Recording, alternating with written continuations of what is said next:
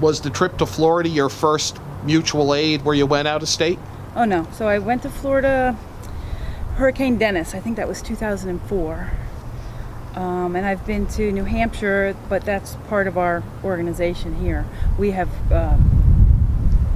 we have the property in Massachusetts, Connecticut, and New Hampshire.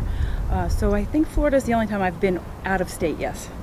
Off our system. Off your system. Yes. How did what you saw compare to Dennis? So Dennis was originally supposed to be hitting as a Category 5, but by the time it hit, it actually had slowed down to a Category 1. Really, we did see some damage. We saw some sand going through some condos, things like that, but this was much worse. It was much worse. In terms of what? Trees down, maybe, and in terms of the amount of people who were out of power. When I went down for Hurricane Dennis, we did stay in hotels because most of the hotels still had power. This was something different. No one had power. It was just devastation. How wide a swath of Florida was without power when you got down there? Well, so I mean, we didn't go to the whole state, but we went to Melbourne, which is on the East Coast. So there were outages from the East Coast to the West Coast and all the way down south from there. So I would say the most hard hit was Central Florida, down south to the Keys. What kind of damage were you repairing once you got there? Well, there were a lot of palm trees down. In Florida, what they do is a lot of their feeds are in the backyard. So we did a lot of walking around the backyards and a lot of hiking through the we called it the jungle. A lot of palm trees down, big, massive palm trees. We actually had to get a huge crane in for one area just to get the palm tree up, bring it up over the house so that we could get rid of it. So that's a lot of lugging gear. A lot of lugging gear, yeah. And a lot of climbing poles, which our guys do climb, but, you know, we'd rather do the buckets, obviously. Still belts and hooks? Oh, yeah. And having to go into the backyards, I imagine, added to the difficulty of the job? Oh, sure, yes. Well, you have to bring all your gear in. You've got your hard hat on, you've got your safety vest, you've got and your FR clothing. It's very hot. It was close to 100 every day that we were there. The humidity is unbelievable. And when the guys are up on the poles, they're wearing their sleeves, and the heat is just, it's a tough job. It really is. Now, were you working hot, or everything was down? Everything was depended off? on the area, but mostly we were working, everything was down, most of the places.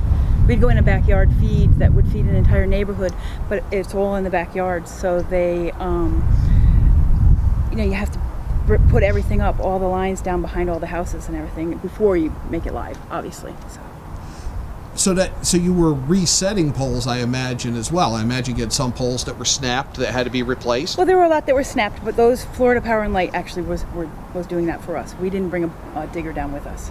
So it was a hand dig for them, or can they get the digger into the backyard? Different situations, all over, all different. You know, I'm sure they took the digger in wherever they could, but yeah, there were some hand digs, sure. What was it like staying down there for as long as you did? What were the accommodations like? So I was very impressed with the logistics and how they handled things once we were down there. It took us a while to get down there. The roads were closed. We had to wait for the hurricane to pass before we could get into Florida. The first night that we were there, we actually stayed at a Hilton, which was in Epcot Center. I stayed the first night. We got there at 6:30 in the morning. We got up at noon that same day, went to our safety briefing, and then we all went and fueled up our trucks, so there was no gas. So they had fuel tankers that were brought in actually. And so we got in line, and you're talking probably 1,000 line trucks in this area. And you got in line and you got fueled up, and then they sent us all to Melbourne that same day. So we drove to Melbourne, and they had what we call the Pod City. It was mobile bunk beds that were brought in. And so each mobile bunk bed, each unit had 16 beds in it. And there were probably, we thought, 55 to 60 of these, what we called pods, in the area. And then they also had a trailer at the end, which was a shower trailer, and they had the bathrooms at each end. So. And they fed you down there? They fed us there. They had a massive tent that they put up, which I was very impressed with. It was air conditioned, and the air conditioning actually worked very well. And then somebody catered. They brought in the food every night, and we had a buffet line every night after working. What was the weather like when you were down there? So it was close to 100 every day. The humidity level down there is unbelievable. What I was very surprised at actually was that there were no bugs. And what some of the locals told us that the hurricane actually took the bugs out of the area. So right as we were leaving, I'd say the day before we were leaving, the bugs started coming back. But other than that, we really didn't have an issue with them. In the Melbourne area anyway. And everybody who went down, everybody got back safe, everything's good? Everybody came back safe, yeah. We come back a little bit early because we were preparing for the hurricane here. I think it was Jose that was coming up the coast. It was very impressive with the amount of people that they had brought down there, the way they handled things. And we would have liked to have stayed longer to do more good down there. But we had to be up here for our customers up here. How long were the days? How many hours a day were you working? So we were up by 5 in the morning, in our trucks, ready to roll by 7 after eating and everything. And then back, it all depended, sometimes 7 at night, sometimes 10 at night. So Depending on the job. depending on the job, depending on what we got caught up on at the end of the day.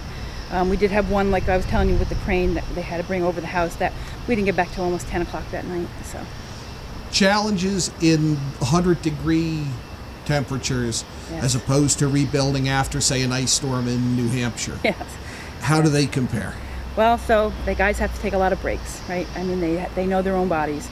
They can feel the heat coming on. We had safety briefings every morning about drinking enough fluid, not just water, but drinking the Gatorade, getting the electrolytes in you.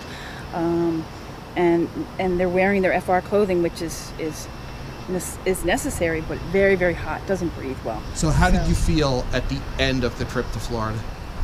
So this is Lineman 101, right? So this is what the guys do. This is what they want to do. They want to get out there. They want to put the power back on. We were all there for a common goal, and it feels good to be able to go down and help people. People down in Florida were very friendly with us. They were happy to see us. We had Girl Scouts that came up and gave us little bags of candy that they had all put together. We had one lady brought us ice pops, and it was 99 degrees, so we were looking forward to the ice. Everything stops, you have an ice pop. Then you go back up. So they were really grateful, and this is what our guys like to do. This is what they do. This is their life.